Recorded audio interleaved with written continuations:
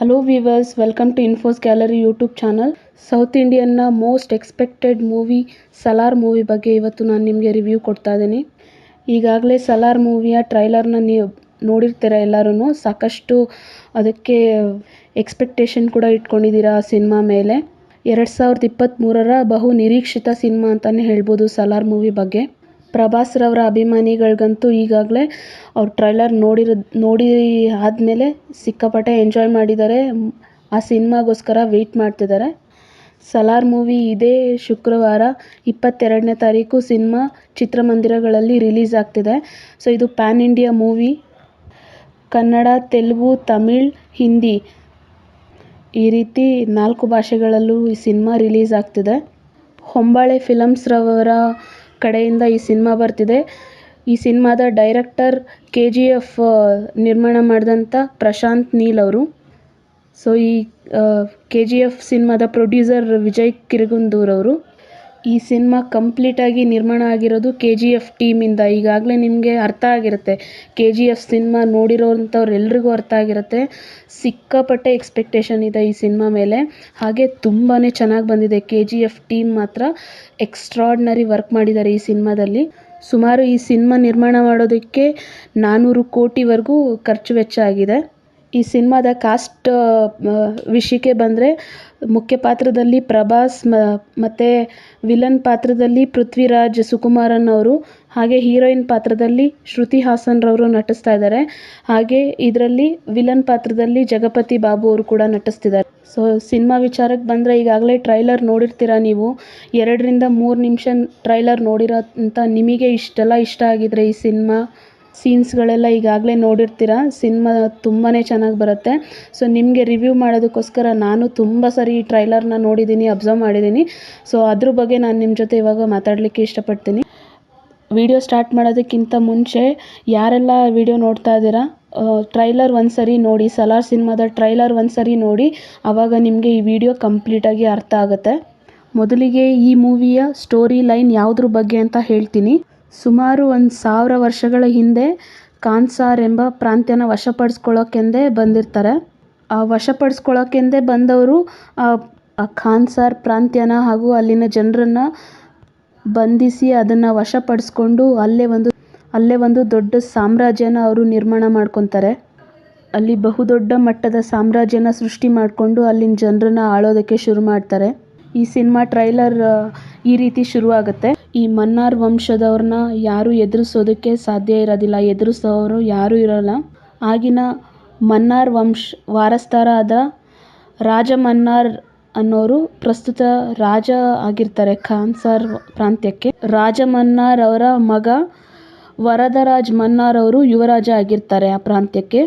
ಖಾನ್ಸಾರ್ ಪ್ರಾಂತ್ಯದಲ್ಲೂ ಕೂಡ ಕುರ್ಚಿಗೋಸ್ಕರ ಕುತಂತ್ರ ಮಾಡೋವಂಥವ್ರು ಸ್ವಲ್ಪ ಜನ ಇರ್ತಾರೆ ಇದರಲ್ಲಿ ರಾಜ ಮನ್ನಾರ್ ಪಾತ್ರದಲ್ಲಿ ಜಗಪತಿ ಬಾಬು ಅವರು ಕಾಣಿಸ್ಕೊಳ್ತಾರೆ. ಹಾಗೆ ವರದರಾಜ್ ಮನ್ನಾರ್ ಅವರು ಅಂದರೆ ಯುವರಾಜ ನಾಗಿ ವರದರಾಜ್ ಮನ್ನಾರ್ ಅವರು ಈ ಪಾತ್ರದಲ್ಲಿ ಪೃಥ್ವಿರಾಜ್ ಸುಕುಮಾರನ್ ಅವರು ಕಾಣಿಸ್ಕೊಳ್ತಾರೆ. ಕುರ್ಚಿಗೋಸ್ಕರ ಕುತಂತ್ರ ಮಾಡ್ತಕ್ಕಂಥ ಟೀಮ್ ಬಂದು ನೀವೆಲ್ಲರೂ KGF ಸಿನಿಮಾ ನೋಡಿರ್ತೀರ. ಅದರಲ್ಲಿ ಗರುಡ ಪಾತ್ರಧಾರಿಯಾದಂಥವರು ಕೂಡ ಈ ಸಿನಿಮಾದಲ್ಲಿ ನಟಿಸಿದ್ದಾರೆ. ಹಾಗೆ ಶ್ರೇಯಾ ರೆಡ್ಡಿ ಅವರು ಮತ್ತು ಬಾಬಿ ಸಿಂಹಾರ್ ಅವರು ಕುತಂತ್ರಿ ಪಾತ್ರದಲ್ಲಿ ಈ ಸಿನಿಮಾದಲ್ಲಿ ನಟಿಸಿದ್ದಾರೆ. ಈ ಟ್ರೈಲರ್ನ ಅಬ್ಸರ್ವ್ ಮಾಡಿದಾಗ ಒಂದು ಅರ್ಥ ಆಗೋದು ಏನಂತಂದರೆ, ರಾಜ ಮನ್ನಾರ್ನವರು ಎಲ್ಲಿಗ ಹೋಗಬೇಕಾದ ಪರಿಸ್ಥಿತಿ ಬಂದಾಗ ಅವ್ರ ಮಗ ವರದರಾಜ್ ಮನ್ನಾರ್ ಅವರಿಗೆ ಸಂಪೂರ್ಣ ಆಡಳಿತ ಬಿಟ್ಕೊಟ್ಟು ಹೋಗಬೇಕಾದ ಪರಿಸ್ಥಿತಿ ಬರುತ್ತೆ. ಅದೇ ಸಮಯದಲ್ಲಿ ಒಂದು ಯುದ್ಧ ಕೂಡ ಬರುತ್ತೆ, ಯುದ್ಧ ಮಾಡಬೇಕಾದಂಥ ಪರಿಸ್ಥಿತಿ ಸಂಭವಿಸುತ್ತೆ. ಸೊ ಆ ಸಮಯದಲ್ಲಿ ಎಷ್ಟೋ ವರ್ಷಗಳಿಂದ ಕಟ್ಕೊಂಡಿರ್ತಕ್ಕಂಥ ಸಾಮ್ರಾಜ್ಯನ ಕಾಪಾಡಿಕೊಳ್ಳಲು ವರದರಾಜ್ ಮನ್ನಾರ್ನ ಪ್ರಾಂತ್ಯಕ್ಕೆ 1000 ಜನ ಪ್ರಾಣ ಕೊಡುವಂಥ ಸೈನಿಕರಿರ್ತಾರೆ. ಹಾಗೆ ವರದರಾಜ್ ಮನ್ನಾರ್ ಅವರ ಪ್ರಾಣಕ್ಕೆ ಪ್ರಾಣ ಕೊಡುವಂಥ ಸ್ನೇಹಿತ ಕೂಡ ಇರ್ತಾರೆ. ಆ ಸ್ನೇಹಿತ ಯಾರಪ್ಪ ಅಂತಂದರೆ ದೇವ ಪಾತ್ರದಲ್ಲಿ ಕಾಣಿಸ್ಕೊಳ್ತಕ್ಕಂಥ ಪ್ರಭಾಸ್ ರವರು. ಸೊ ಈ ಸಿನಿಮಾದಲ್ಲಿ ಪ್ರಭಾಸ್ ರವರ ಪಾತ್ರ ದೇವ. ವರದರಾಜ್ ಮನ್ನಾರ್ ಹಾಗೂ ದೇವ ಇವರಿಬ್ಬರು ಚಿಕ್ಕಂದಿನಿಂದ ಅಂದರೆ ಇವ್ರ ಚೈಲ್ಡ್ಹುಡ್ ಫ್ರೆಂಡ್ಸ್ ಆಗಿರ್ತಾರೆ. ಈ ಟ್ರೈಲರ್ನಲ್ಲಿ ನೀವು ನೋಡ್ಬೋದು ಆ ಸೀನ್ ಕೂಡ ಒಂದು ಬರುತ್ತೆ. ಇವರಿಬ್ಬರು ಪ್ರಾಣ ಸ್ನೇಹಿತರಾಗಿರ್ತಾರೆ. ಈ ಸಿನಿಮಾದ ಪಾರ್ಟ್ 1 ಸೀಸರ್ ಬಂದ್ಬಿಟ್ಟು ಕಂಪ್ಲೀಟಾಗಿ ವರದರಾಜ್ ಹಾಗೂ ದೇವ ಸೇರಿಕೊಂಡು ಕಾನ್ಸಾರ್ ಪ್ರಾಂತ್ಯನ ಕಾಪಾಡ್ಕೊಳ್ಳೋದಕ್ಕೋಸ್ಕರ ನಡೀತಕ್ಕಂಥ ಯುದ್ಧನೇ ಒಂದು ಸಲಾರ್ ಮೂವಿಯ ಪಾರ್ಟ್ 1 ಸೀಸ್ ಫೈರ್. ಸೊ ಇಂಥ ಪ್ರಾಣ ಸ್ನೇಹಿತರ ಮಧ್ಯೆ ಒಂದು ದೊಡ್ಡ ಬಿರುಕು ಉಂಟಾಗುತ್ತೆ. ಶತ್ರುಗಳಿಂದ ತಮ್ಮ ಪ್ರಾಂತ್ಯನ ಕಾಪಾಡ್ಕೊಳ್ಳೋಕೆ ಇಬ್ಬರು ಸೇರಿ ಯುದ್ಧ ಮಾಡಿ ಸೋಲಿಸಿರೋಂಥ ಇವರೇ ಮುಂದೊಂದು ದಿನ ದೊಡ್ಡ ಶತ್ರುಗಳಾಗಿ ಈ ಸಿನಿಮಾದಲ್ಲಿ ಕಾಣಿಸ್ಕೊಳ್ತಾರೆ. ಇದಿಷ್ಟು ಸಲಾರ್ ಮೂವಿಯ ಪಾರ್ಟ್ 1 ಸ್ಟೋರಿ. ಇನ್ನೊಂದು ಇದರಲ್ಲಿ ಗಮನಿಸಿದ್ರೆ ನಿಮಗೆ ಈ ಟ್ರೈಲರ್ನ ಸ್ಟಾರ್ಟಿಂಗ್ನಲ್ಲೇ ದೇವ ಅಂದರೆ ಪ್ರಭಾಸ್ ರವರ ಚೈಲ್ಡ್ಹುಡ್ ಸ್ಟೋರಿನ ತೋರಿಸ್ತಾರೆ. ಸೊ ಅದರಲ್ಲೇ ನಿಮಗೆ ಗೊತ್ತಾಗುತ್ತೆ ದೇವಗೆ ಮತ್ತು ದೇವನ್ಗೆ ವರದರಾಜ್ ಮೇಲೆ ಎಷ್ಟು ಪ್ರೀತಿ ಇರುತ್ತೆ ಅಂತ. ಅವರಿಬ್ಬರು ಚಿಕ್ಕಂದಿನಿಂದ ಪ್ರಾಣ ಸ್ನೇಹಿತರಾಗಿರ್ತಾರೆ.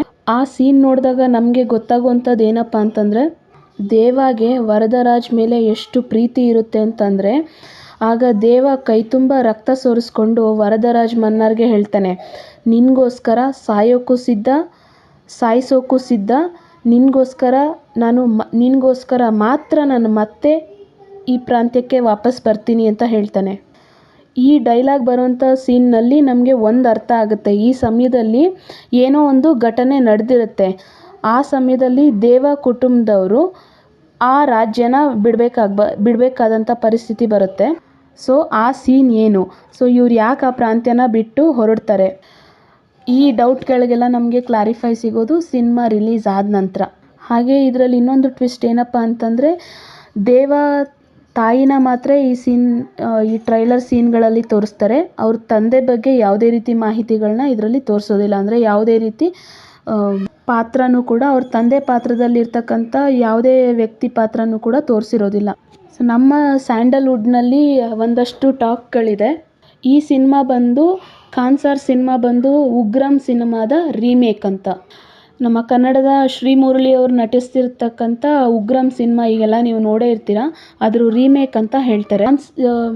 ಸಲಾರ್ ಸಿನಿಮಾ ಏನಕ್ಕೆ ರೀಮೇಕ್ ಅಂತ ಹೇಳ್ತಾರೆ ಅಂತ ಅನ್ನೋದಕ್ಕೆ ಕೆಲವೊಂದು ಕ್ಲೂಸ್ನ ನಾನು ನಿಮಗೆ ಕೊಡ್ತೀನಿ. ಮುಖ್ಯವಾಗಿ ಇದರಲ್ಲಿ ಅಬ್ಸರ್ವ್ ಮಾಡಬೇಕಾದಂದರೆ ಉಗ್ರಂ ಸಿನಿಮಾದಲ್ಲಿ ಶ್ರೀಮುರಳಿ ಅವರು ಮೆಕ್ಯಾನಿಕ್ ಪಾತ್ರ ಮಾಡಿರ್ತಾರೆ.